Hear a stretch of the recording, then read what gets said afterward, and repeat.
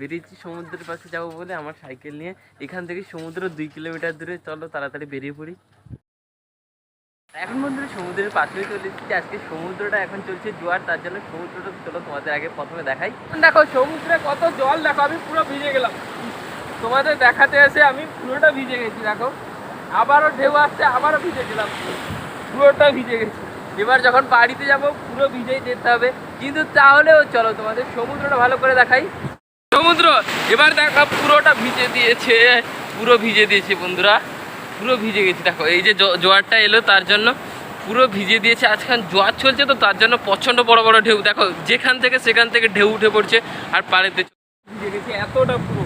আর একটু বাকি আছে, পুরো জল যে একটা বড় ঢেউ এলো তোমাদের দেখালাম, পুরোটাই ভিজে গেছে ওইটাই।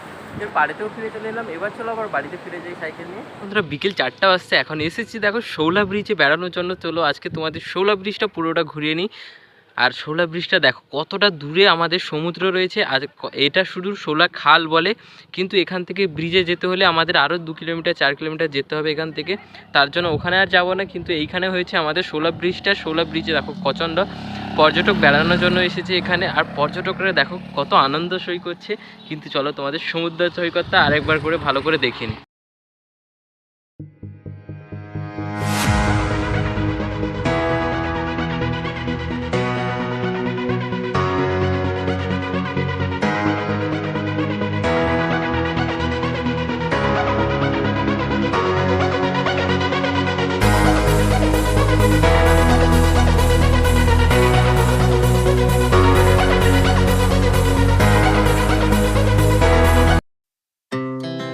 Our hearts beat